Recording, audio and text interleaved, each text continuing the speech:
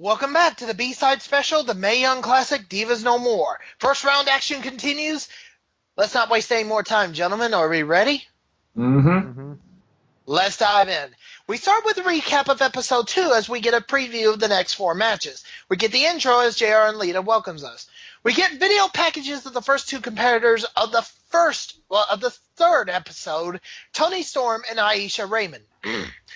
First round match, Aisha Raymond faces Toni Storm. Toni Storm is a famous indie wrestler who, she uses her ass. What? Huh? Yeah, I'm not joking, and not like Rikishi. She takes her own ass and rams it into the head of her opponent. Think of it as a headbutt. Think of it as a headbutt, but with your ass. What a butthead. There you go. AKA an ass attack. Zero, if you're listening, that was for you. He knows what I'm talking about. The crowd is cheering for Toni. You already know who's the favorite in this match.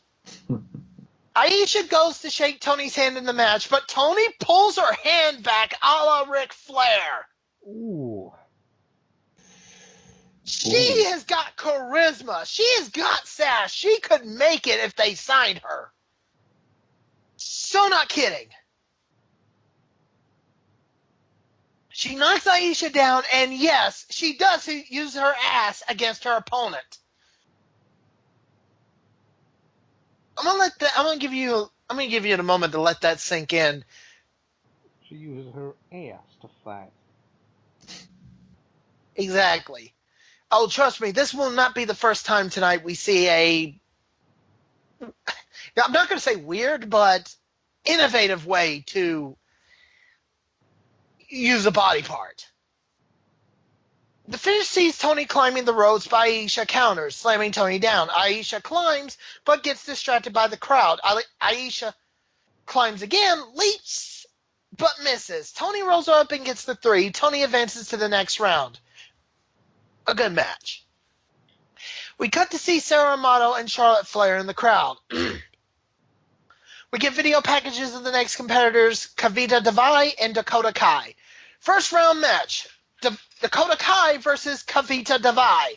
Dakota's been in the indies as Evie, and she's pretty good. She reminds me of Bayley, being nice, etc., minus the hugging, and she has her own thing called Team Kick. You're going to see why it's called Team Kick in a bit. Kavita has been trained by the great Khali. Oh, no.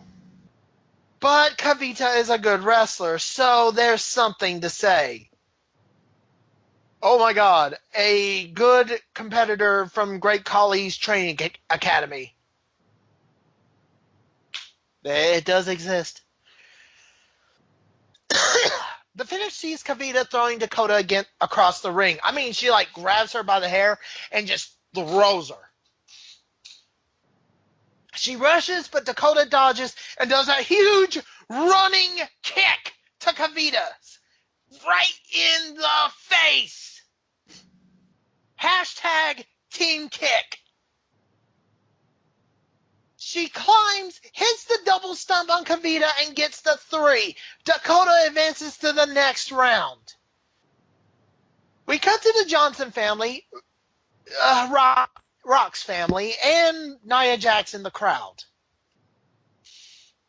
We get video packages of the next competitors, Bianca Belair and Sage Beckett. First round match, Sage Beckett faces Bianca Belair. Sage Beckett used to be known as TNA's Rosie Lotta Love. Ooh. MJ, I think you and I have talked about her well before L-Man joined us for RDR. Who's this? Rosie Lotta Love? Oh, yeah. Wasn't she part of the gut check challenge? No. She was part of... that was Taylor Hendricks. That was Taylor Hendricks. This is Rosie Lotta Love. Ah. She was a big heavy set woman. Apparently she had injured Daphne. Ooh. Well, Daphne's actually doing a lot better nowadays anyway. But she blames TNA. Daphne blames TNA more than she does the person. Mm. So we're not here to insult or joke or anything like that. I'm just bringing up some history. And moving along. She retired for a bit due to injuries. Rosie did. She Hmm. came back. She came back, dropping about 127 pounds, and is in the Indies, going by a new name, Andrea. Huh. She looks a hell of a lot better. You take a few years off, retirement temp due to injuries. You come back, you lose a lot of weight. It's something we were talking about on the B side for December to Dismember Mm-hmm. when we were talking about Big Show in Yeah. 2006. He was a big dude, very big dude, and Yeah. then night and day. Mm-hmm. Same thing here, night and day. Oh, similar thing even more now when Big Show came back last year. Exactly. Because that was the first time, apparently, since he was 25, he was down to under 400 pounds. We're not here to insult Sage Beckett either. We're actually applauding her Mm-hmm. for this feat. I mean, if you can do it, good for you. It's more props to you at the end of the day. Yep. Bianca Belair, however, is one woman that I know that uses her own braided hair as a weapon and not get disqualified. Naughty. MJ, I'm not kidding. She uses her hair as a whip. Yeah, that's a DQ. They don't DQ her. Does it? Does it? Is it really? Does hair count as a weapon? That I was going to say that's like a gray area, a thin line right there. Very thin, It's as in Posh Spice thin. it's a discussion we can bring up down the road if she gets better in the ring. So that's the thing. The finish sees Sage carrying Bianca to the corner, putting her in the tree of woe. Oh, that's a nasty place to be. Yes, it is. Sage rushes and rams her body onto Bianca. Sage climbs up, does a splash, and Bianca dodges. Bianca uses her hair as a whip to Sage's stomach, and you can hear the smack. At least this is not another sexy star incident. No, it is not. But she does a spear and gets a 3. Bianca advances to the next round. Funny thing, I'm trying to remember the other person who had a qualifying match before the tournament even began. Bianca faced Aaliyah on NXT, or it might have been a WWE.com exclusive. I can't remember. And that's how she qualified to be in the Mae Young Classic. Hmm. We cut to Charlie Caruso in the bracket control center, reminding us of the tournament so far. We get video packages of the final two competitors of episode 3, Santana Garrett and Piper Niven. First round match, Piper Niven faces Santana Garrett. Santana Garrett's been in TNA as Brittany. And I think Elman was with us when we started talking about her too. Yeah, she was also on NXT. Temp in NXT, no, but not like contracted. Right. Yeah, it was never a good run for her. No offense, Elman. Yeah. But she made up for it in the Indies by holding about 12 to 14 titles at once through multiple promotions. That! I don't think anybody's been able to do that. Not in this current day and age. Piper, well, actually, Elman, I may need you for a second. What's that for? Piper, me and Elman know her from another name. Do? Viper. Oh. Do you remember where? Trying to remember. Viper. No, it's from TNA. No, it's from TNA. What? No, it's not. It's Not? not from TNA. Nope. Viper. We know her. Viper. It just recently changed to another promotion name.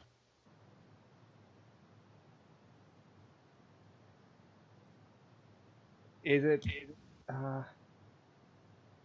I'm letting them guess, folks. We're sorry for the stalling, but I'm letting them guess. I'm trying to think. Right?